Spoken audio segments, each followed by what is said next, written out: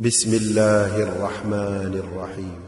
أتى أمر الله فلا تستعجلوه سبحانه وتعالى عما يشركون. ينزل الملائكة بالروح من أمره على من يشاء من عباده أن أنذروا أنه لا إله إلا أنا فاتقون. خلق السماوات والأرض بالحق تعالى عما يشركون. خلق الإنسان من نطفة فإذا هو خصيم مبين. والأنعام خلقها لكم فيها دفء ومنافع ومنها تأكلون. ولكم فيها جمال حين تريحون وحين تسرحون. وتحمل أثقالكم إلى بلد لم تكونوا بالغيه إلا بشق الأنفس إن ربكم لرءوف رحيم. والخيل والبغال والحمير لتركبوها وزينة ويخلق ما لا تعلمون. وعلى الله قصد السبيل ومنها جائر ولو شاء لهداكم أجمعين. هو الذي أنزل من السماء ماء لكم منه شراب ومنه شجر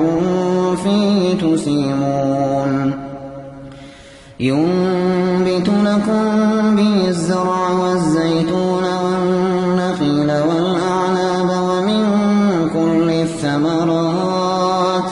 إن في ذلك لآية لقوم يتفكرون. وسخر لكم الليل والنهار والشمس والقمر والنجوم مسخرات بأمره إن في ذلك لآيات لقوم يعقلون. وما ذرأ لكم في الأرض مختلفا ألوانه إن في ذلك لآية لقوم يذكرون. وهو الذي سخر البحر لتأكلوا منه لحما طريا وتستخرجوا منه حلية تلبسونها وترى الفلك مواخر فيه ولتبتغوا من فضله ولعلكم تشكرون.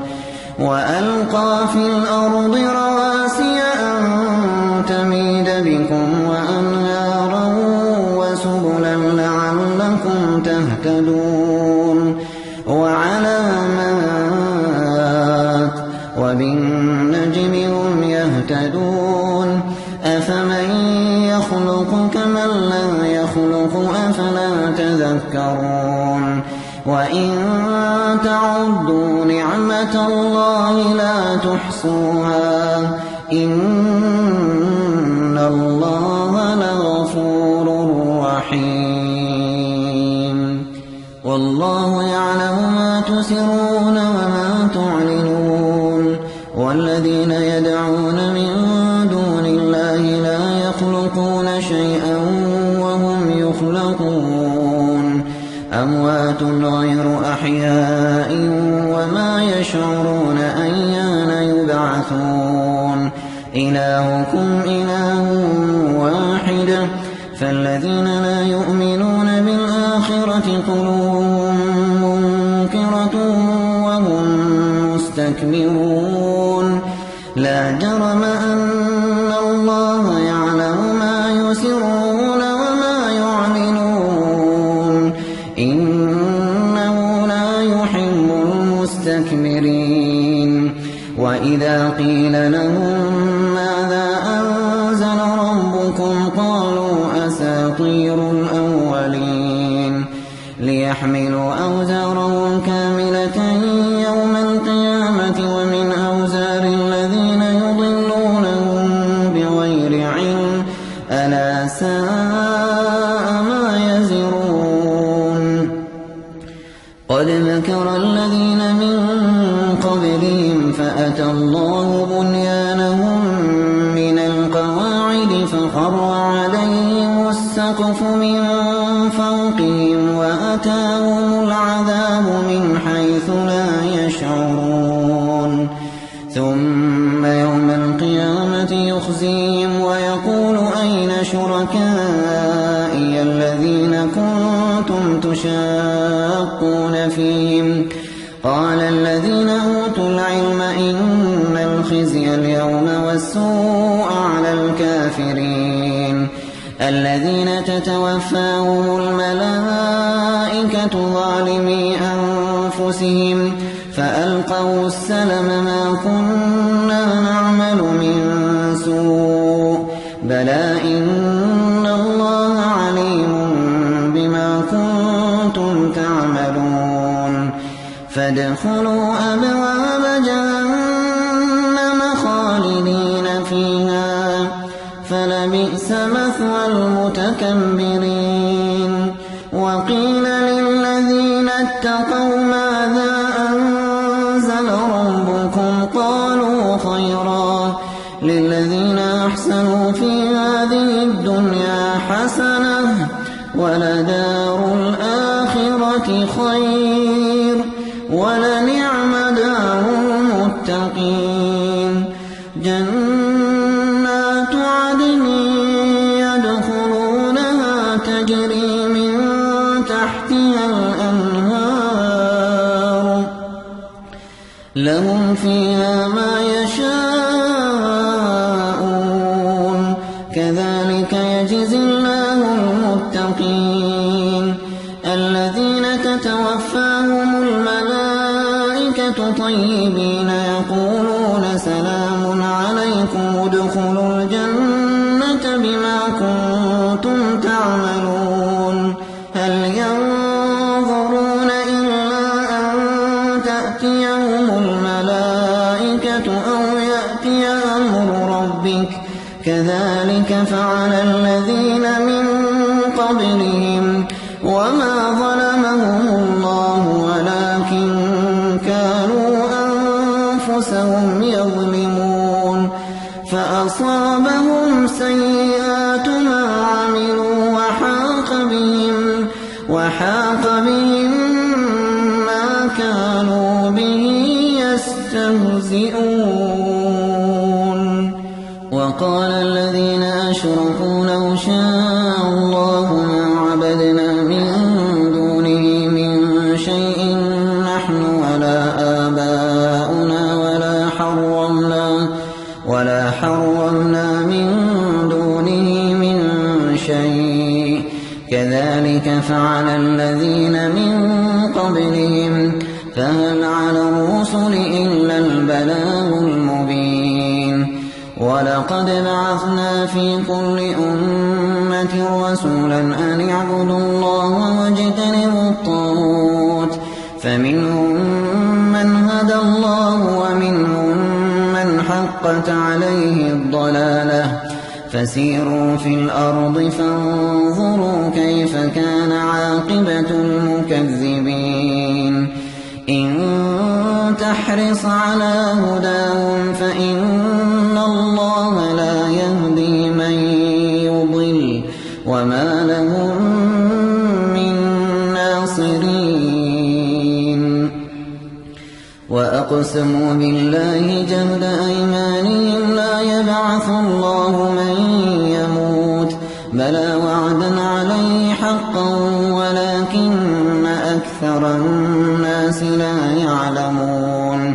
ليبين لهم الذي يختلفون فيه وليعلم الذين كفروا أنهم كانوا كاذبين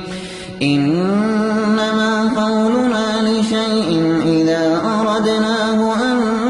نقول له كن فيكون والذين هاجروا في الله من بعد ما ظلموا لنبوئنهم في الدنيا حسنة ولأجر الآخرة أكبر لو كانوا يعلمون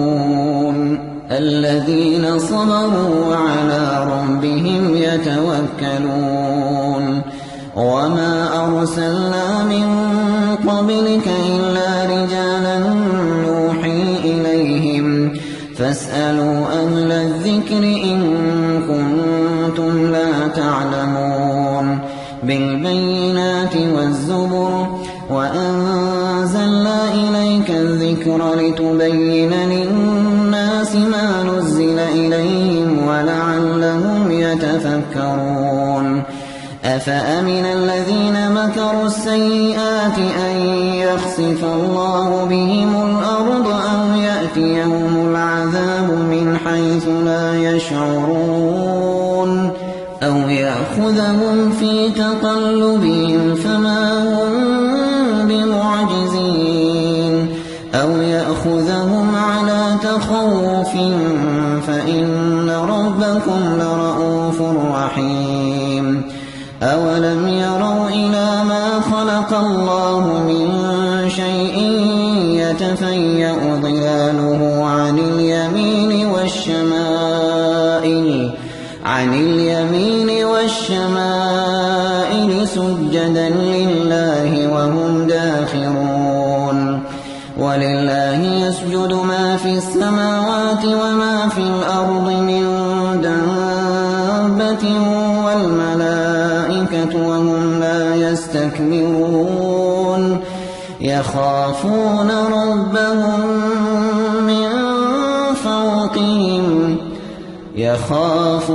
ربهم من فوقهم ويفعلون ما يؤمرون وقال الله لا تتخذوا إلهين اثنين إنما هو إله واحد فإياي فارهبون وله ما في السماوات والأرض وله الدين واصبا أفغير الله تتقون وما بكم من نعمة فمن الله ثم إذا مسكم الضر فإليه تجأرون ثم إذا كشف الضر عنكم إذا فريق منكم بربهم يشركون ليكفروا بما آتيناهم فتمتعوا فسوف تعلمون ويجعلون لما لا يعلمون نصيبا مما رزقناهم تالله لتسألن عما كنتم تفترون ويجعلون لله البنات سبحانه ولهم ما يشتهون وإذا بشر أحدهم بالأنثى ظل وجهه مسودا وهو كظيم يتوارى من القوم من سوء ما بشر به أيمسكه على هون أم يدسه في التراب ألا ساء ما يحكمون للذين لا يؤمنون بالآخرة مثل السوء ولله المثل الأعلى وهو العزيز الحكيم ولو يؤاخذ الله الناس بظلمهم ما ترك عليها من دابة ولكن يؤخرهم إلى أجل مسمى فإذا جاء أجلهم لا يستأخرون ساعة ولا يستقدمون ويجعلون لله ما يكرهون وتصف ألسنتهم الكذب أن لهم الحسنى لا جرم أن لهم النار وأنهم مفرطون تالله لقد أرسلنا إلى أمم من قبلك فزين لهم الشيطان فزين لهم الشيطان أعمالهم فهو وليهم اليوم ولهم عذاب أليم. وما أنزلنا عليك الكتاب إلا لتبين لهم الذي اختلفوا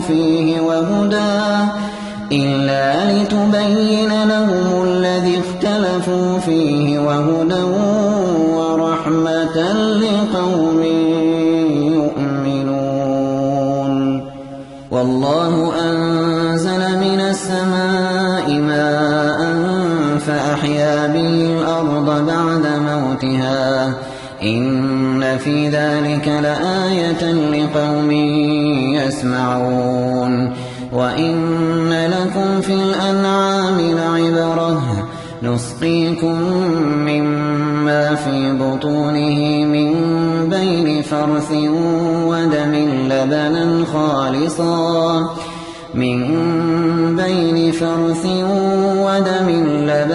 خالصا سائغا للشاربين. ومن ثمرات النخيل والأعناب تتخذون منه سكرا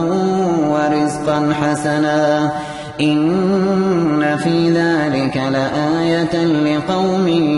يعقلون. وأوحى ربك إلى النحل أن اتخذي من الجبال بيوتا ومن الشجر ومما يعرشون ثم كلي من كل الثمرات فاسلكي سبل ربك ذللا يخرج من بطونها شراب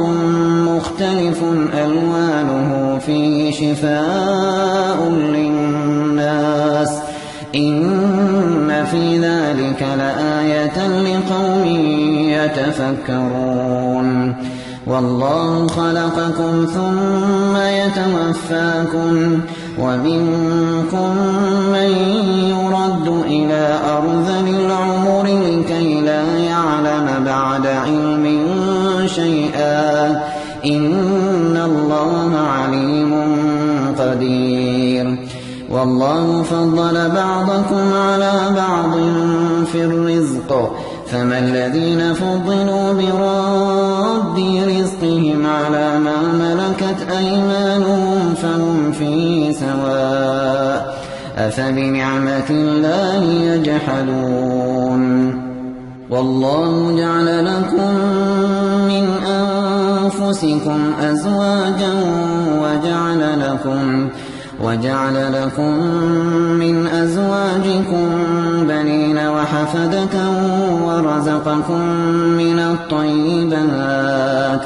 أفبالباطل يؤمنون وبنعمة الله هم يكفرون. ويعبدون من دون الله ما لا يملك لهم رزقا من السماوات والأرض شيئا ولا يستطيعون. فلا تضربوا لله الأمثال إن الله يعلم وأنتم لا تعلمون. ضرب الله مثلا عبدا مملوكا لا يقدر على شيء ومن رزقناه منا رزقا حسنا فهو ينفق منه سرا وجهرا هل يستوون الحمد لله بل أكثرهم لا يعلمون. وضرب الله مثلا رجلين أحدهما أبكم لا يقدر على شيء وهو كل على مولاه أينما يوجهه لا يأتي بخير هل يستوي هو ومن يأمر بالعدل وهو على صراط مستقيم.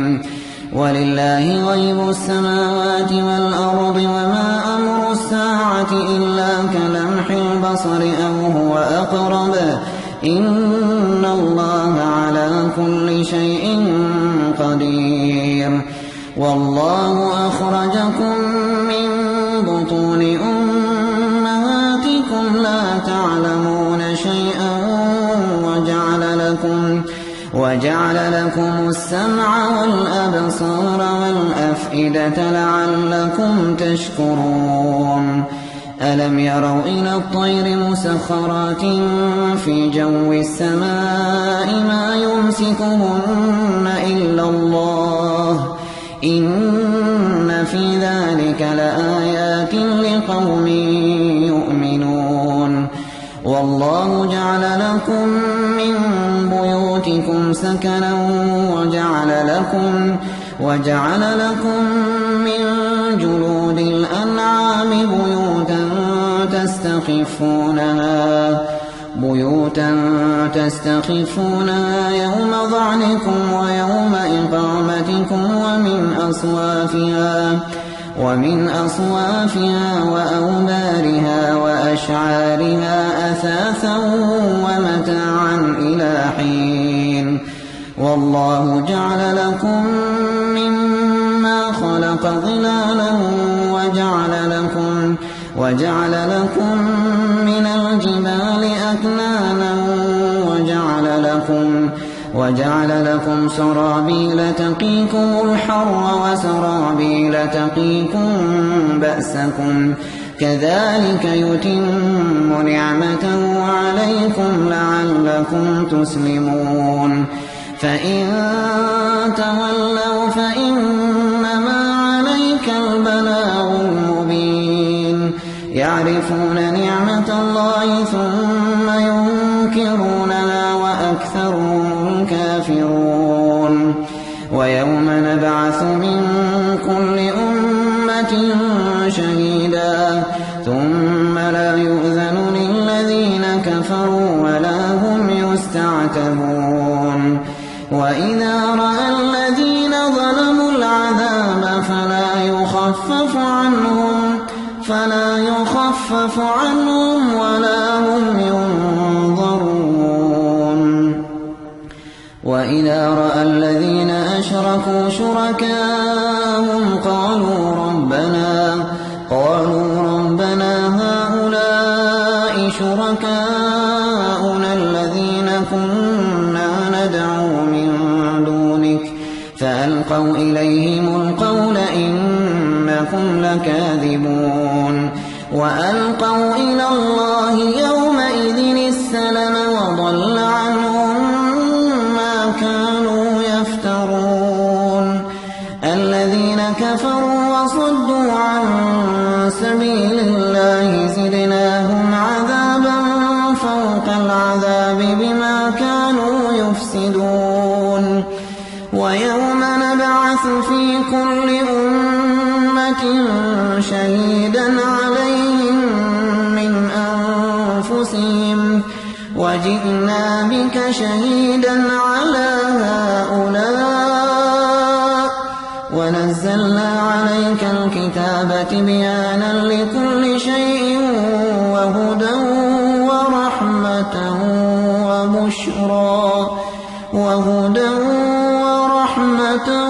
وبشرى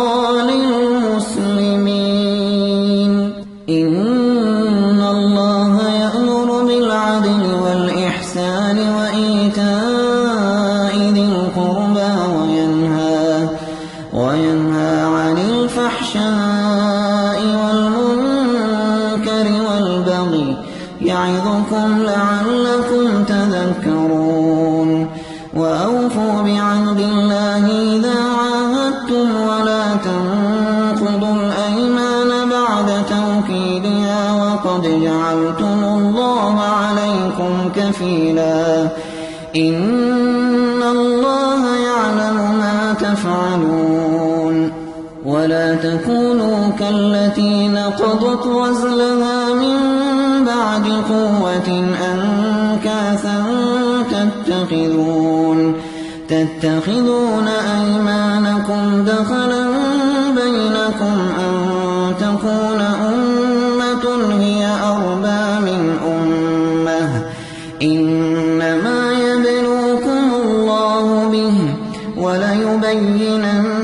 لكم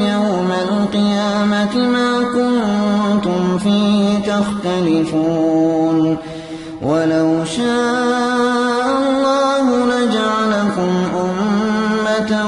واحدة ولكن يضل من يشاء ويهدي من يشاء ولتسألن عما كنتم تعملون ولا تتخذوا أيمانكم دخلا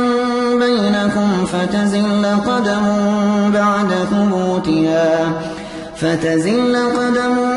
بعد ثبوتها وتذوقوا السوء بما صددتم عن سبيل الله ولكم عذاب عظيم ولا تشتروا بعهد الله ثمنا قليلا إنما عند الله هو خير لكم إن كنتم تعلمون ما عندكم ينفد وما عند الله باق ولنجزين الذين صبروا أجرهم بأحسن ما كانوا يعملون من عمل صالحا من ذكر أو أنثى وهو مؤمن فلنحيينه حياة طيبة ولنجزينهم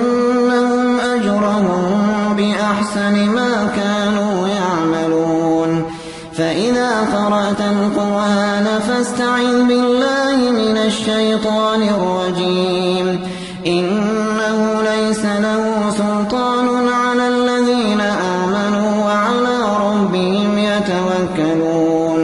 إنما سلطانه على الذين يتولونه والذين هم به مشركون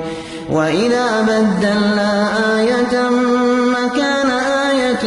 والله أعلم بما ينزل قالوا إنما أنت مفتر بل أكثرهم لا يعلمون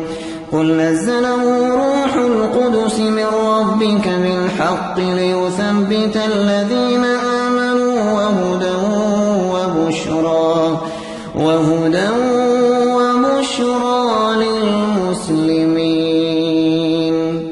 ولقد نعلم أنهم يقولون إنما يعلمه بشر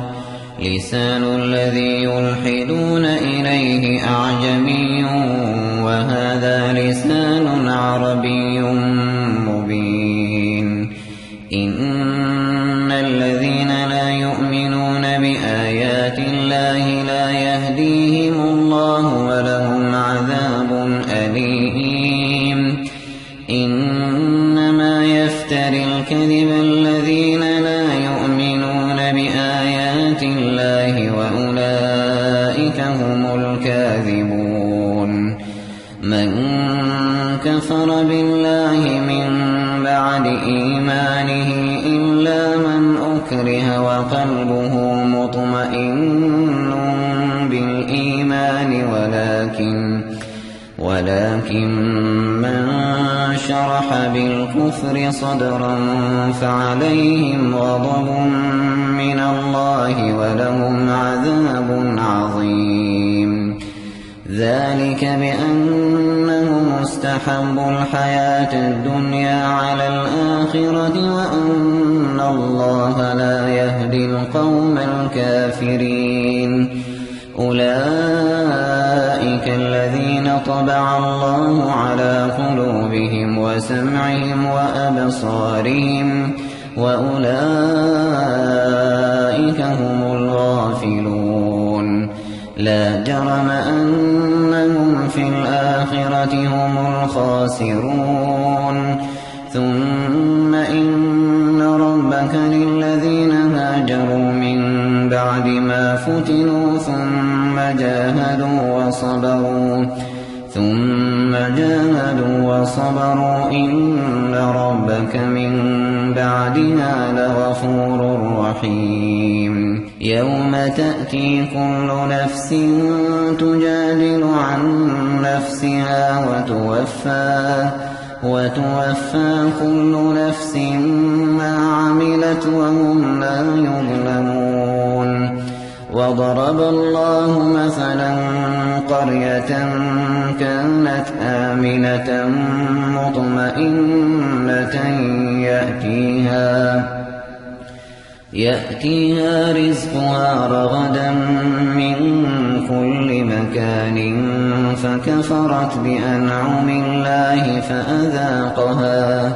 فأذاقها الله لباس الجوع والخوف بما كانوا يصنعون ولقد جاءهم رسول منهم فكذبوه فأخذهم العذاب وهم ظالمون فكلوا مما رزقكم الله حلالا طيبا واشكروا نعمة الله إن كنتم إياه تعبدون إنما حرم عليكم الميتة والدم ولحم الخنزير وما أهل لغير الله به فمن اضطر غير باغ ولا عاد فإن الله غفور رحيم ولا تقولوا لما تصف ألسنتكم الكذب